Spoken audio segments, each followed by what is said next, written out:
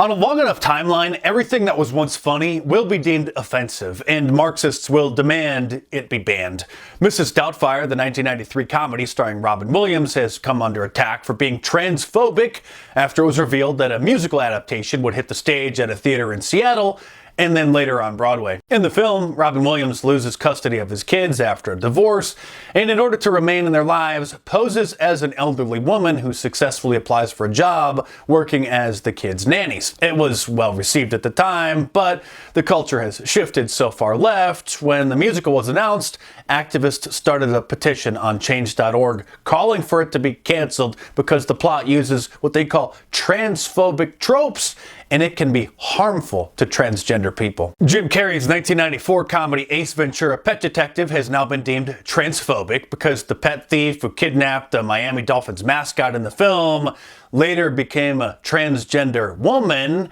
And when Jim Carrey, the pet detective, realizes this, he runs to the bathroom and starts vomiting, burns his clothes, and jumps into the shower because earlier in the film, she came onto him and they made out. Silence of the Lambs, which came out in 1991, is now considered transphobic since the serial killer Jodie Foster is trying to hunt down Buffalo Bill has gender dysphoria. As part of the plot, he murders women so that he can make a woman suit out of their skin to complete his transformation. So glad the Gay and Lesbian Alliance Against Defamation and other groups are now complaining that the depiction of the serial killer is a harmful stereotype, so that film needs to be banned. It probably won't be much longer now until older classics like Some Like It Hot and Tootsie, or more modern shows like Tyler Perry's Medea character and Martin Lawrence's Shanae are canceled as well.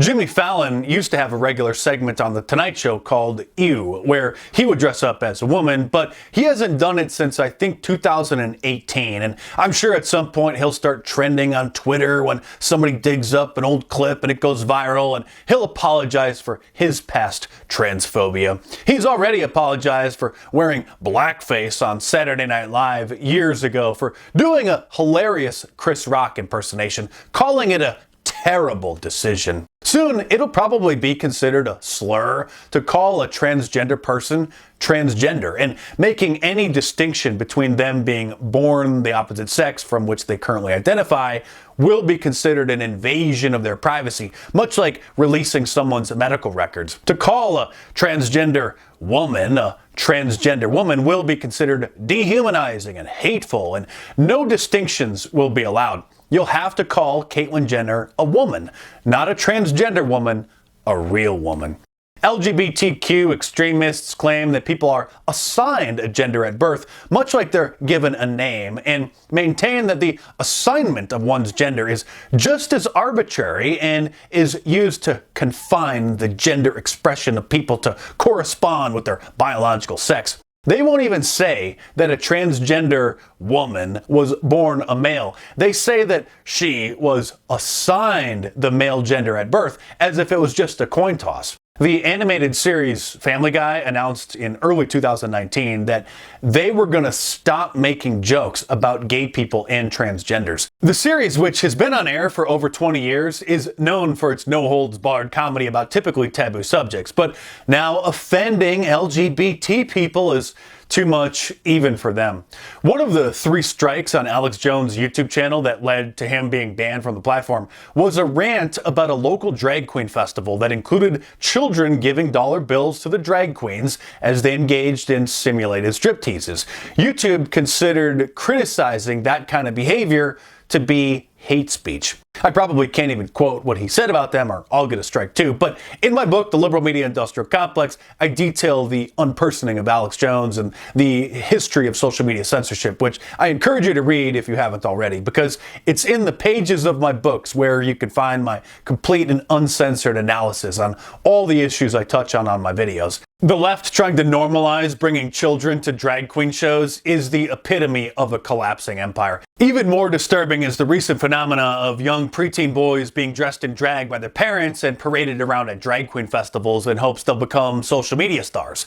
If you're a regular viewer of my channel, then you probably know about Desmond is Amazing, who was featured on Good Morning America, but he certainly isn't one of a kind. The parents of other child drag queens like E the Dragnificent and Lactatia, whose parents started him doing drag at 8 years old, are building up their social media followings, all hoping their sons can become the next YouTube or TikTok star. YouTube even hosts a documentary film called Drag Kids, which follows a group of preteen boys as they travel around the country participating in child drag shows. The documentary's purpose isn't to raise the alarm about this horrific practice, it's to show how cool the kids are and is trying to normalize it.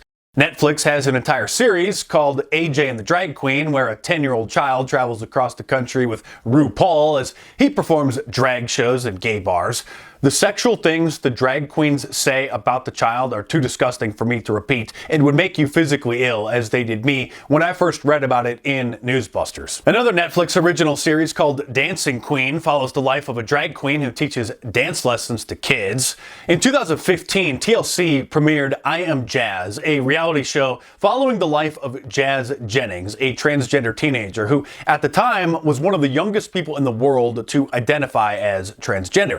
Jazz Jennings is a pseudonym, but unlike every other public figure on the planet who uses one, her birth name is not allowed to be mentioned on Wikipedia because of the special protections given to transgender people. Similarly, Laverne Cox's birth name, which I can't even mention because that's a violation of the terms of service on YouTube, Twitter, and Facebook, a thought crime they call dead naming. But anyway, Laverne Cox's birth name is not allowed to be mentioned on Wikipedia either. If someone calls transgenderism a birth defect, that is considered to be hate speech and a cardinal sin by the thought police. So getting academic institutions or medical research facilities to invest their time and resources into looking for what is causing it is considered blasphemy. If transgender people are born with the brain of the opposite sex than their physical body, then why aren't a bunch of medical research facilities working around the clock to try to figure out what's causing it, especially since apparently there are so many of them?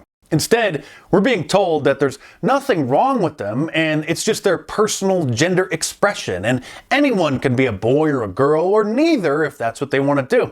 Certain industrial chemicals, food additives, and household cleaners have been banned after it was discovered that they caused birth defects when coming into contact with pregnant mothers. And if transgender people are truly born this way, with the wrong body, then something is causing it. But again, you're not supposed to say that there's anything abnormal about it. Instead, you're told to believe that the differences in gender and sexual orientation are just personal preferences, like one person preferring chocolate ice cream and another vanilla. And saying that the medical field should find out how to prevent people from being born transgender is tantamount to supporting eugenics, and only the Nazis would do that. If you like my serious monologues like this, then you'll really love reading my books because, like I said, that's where you'll find my full and uncensored research, unless or until they're banned, which someday they might be. So order Hollywood Propaganda, How TV Movies and Music Shape Our Culture, or Liberalism Find a Cure, or The True Story of Fake News